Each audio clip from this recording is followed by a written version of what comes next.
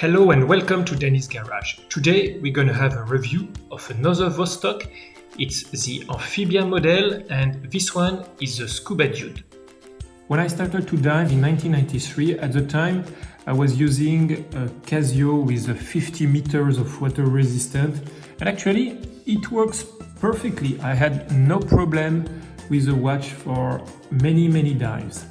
And later on I bought this Citizen 200 meter of water resistant, and I have been using this watch since then, but now the crystal is scratched, the bezel is hardly moving.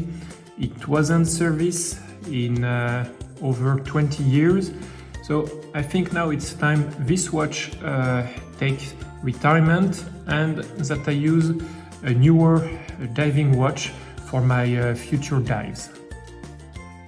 So when I start looking for my new dive watch, I wanted something automatic, a well-known brand with some history and maybe a little bit of military history, and being in around more or less $100 price range. And actually the choice was obvious. In this price range there is no other option than VOSTOK Amphibian. So they have history since 1967, they have military history, and it's a true dive watch. Even though VOSTOKs are not the perfect dive watch, anyway, for me, a dive watch have never been my main tools to use during dive. I have always been using this dive computer, oceanic dive computer, and the dive watch or the timetables, diving timetable, are just for me a backup. When it was for me to choose for one model, I went to one of the main VOSTOK dealer on internet, and I browsed through the models, and actually I wanted one of the well-known dive, which is called the Scuba Dude dive, which has a diver on it. It has been around since I think the mid-80s, and there have been numerous versions since, with different colors, different type of dial, different type of case, different bezel. So it's one of VOSTOK most popular model. This particular model has a case model 670, and according to the website it's made of high quality stainless steel, but we don't know what grade is it. I tried to look on the internet and it's difficult to find. So it has an octagonal shape, and actually it's remind me my original third generation VOSTOK, which is also an octagonal case, but it's the case number or reference 320 that was used from the 80s to the 90s. We can see it's a little bit similar model, but I think the oldest generation has a nicer case than the newer generation. I think it's more refined. This one is much bulkier. Let's look first at the dimension. So the case diameter is 41 millimeters, and if you add this massive crown is 45 millimeters. Talking about the crown, so it has actually grown from generation to generation. If we go back to the third generation, it was already bigger than the second generation and the third generation, and we can see that it's much smaller than this new generation. It's the same shape, but much smaller. The crown is, as usual, not signed. It's a screw-down crown, and it's wobbly around when unscrewed, but it's not a defect, it's actually normal. It's a way to protect the crown and the movement. So it's actually decouples the crown and the movement. So it's a security feature. The lug to lug is quite long because it's 49 millimeters and the thickness is 15 millimeters. So it's also longer and thicker than the oldest generation. This is also mainly because this one is manual winding only and this one is manual and automatic winding. Talking about the strap, so it's a polyethylene 20 millimeter strap, and actually it's available on the website in two versions, with this strap or with a metallic bracelet like this one. Actually, I'm not using the bracelet because for me, if I want to dive or for a sport watch, I really prefer to have this kind of strap. It's with a sweat, with the water, and using a dive suit, it's much better on this kind of strap. But if I was using this watch in the city or at work, I would have been using it with a bracelet. It's actually much nicer and prettier, I think, than this strap. I weighted the watch with this strap at 90.5 grams. Talking about the crystal, so on the website they are talking about an organic crystal, and it's actually an acrylic crystal. It's domed and it has quite a bit of distortion, but it's not unusual for this type of crystal. Even though the Amphibia is not certified ISO 6425, so the diving standard, it's still rated 200 meters, and actually it can go much deeper.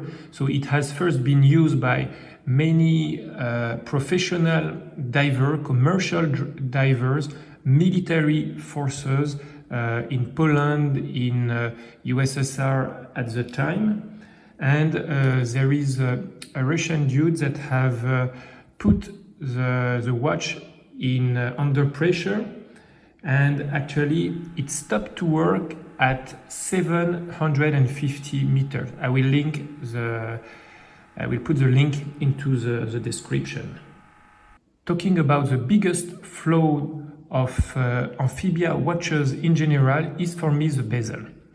So it's a friction bezel, like you can see. It's two-directional, and accidentally it's possible to move the bezel. So if you are timing something important as a dive, you cannot afford to have the bezel moved around. So when you look at the history of why they made this bezel, actually it was to be more stealth in the water because there is no click. So if you are in the military, you don't want to make noise. So it's a good point for that. And also what they say is that under the water with pressure on the bezel, it doesn't move as freely as on the earth. Caseback is in two pieces, like all VOSTOK amphibian and now Commanderski also, and it's in stainless steel as a case, and so we can read in Cyrillic. It's water resistant 200 meters. Then here it says shock proofed Amphibia in Cyrillic, and in the bottom it's written automatic. If we look now at the dial, I choose to get the black dial with the white scuba dude, and it's a very simple dial with it's printed actually.